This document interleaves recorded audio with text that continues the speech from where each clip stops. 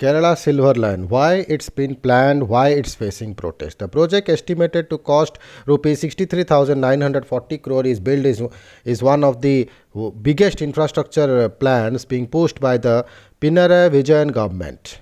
Protests are taking place across Kerala against the Silver Line, a semi-high-speed railway project that envisages train running at 200 km per hour between the state's northern and southern ends. The project, estimated to cost 63,940 crore, is billed as one of the biggest infrastructure plans being pushed by the Pinarayi Vijayan government. What is the Silver Line project? The proposed 52 529.45 km line will link Thiruvananthapuram in the south to Kasaragod in the north, covering 11 districts through 11 stations. When the project is completed, one can travel from Kasaragod to Thiruvananthapuram in less than 4 hours at 200 km per hour.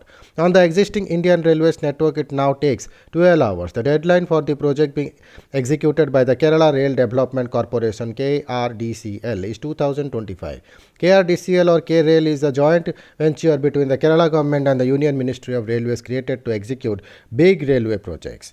What was the need for the project? Urban policy experts have long been arguing that the existing railway infrastructure in Kerala cannot meet the demands of the future. Most trains run at an average of 45 km per hour due to a lot of curves and bends on the existing stretch.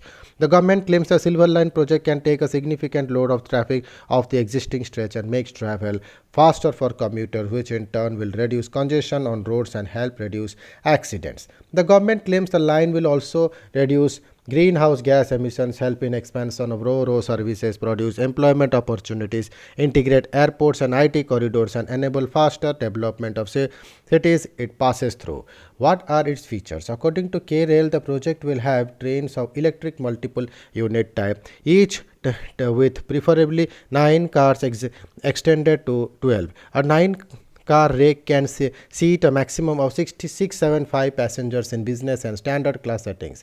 The trains can run at a maximum speed of 220 km per hour on a standard gauge track, completing journey in either direction in under 4 hours. As per the alignment, the railway line beginning from Thiruvananthapuram will have stations in Kollam, Chenungur, Kottayam, Ernakulam, Kakanad, Cochin Airport, Thrissur, Tirur, Kozhikode and Kannur before culminating in Kasaragod.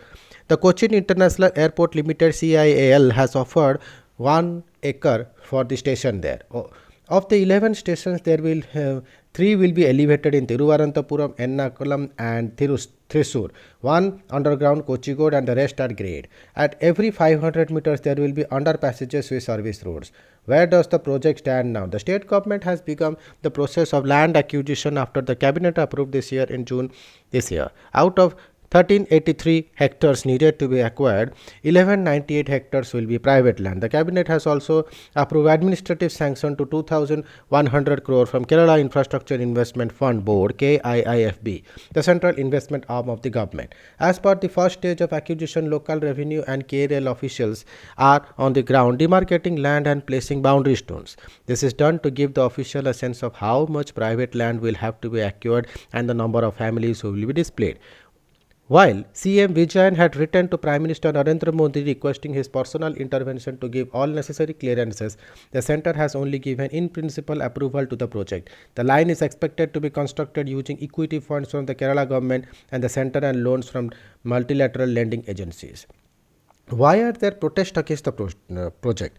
Political parties such as Congress, BJP and Indian Union Muslim League (IUML), as well as citizens outfits of K-Rail Silver Line Virudha Janakya Samiti, have been spearheading separate protests. A petition signed by 17 opposition MPs from the state said the project was an astronomical scam in the making and would sink the state further into debt. The petition addressed to the Union Railways Minister said the project was financially unviable and would lead to displacement of over 30,000 families. The Samiti and the Green activist alleged that Silver Line would cause great environmental harm and its route cuts through precious wetlands, paddy fields and hills. The Samiti said the building of embankments on either side of the major portion of the road on the line will block natural drainage and cause floods during heavy rains. Kerala Paristhiti Akhyavedi, a forum of ecological experts, has argued the government to abandon the project and explore sustainable solutions. E. Sridharan, former Delhi Metro head who has joined the BJP, termed the project ill-conceived and defectively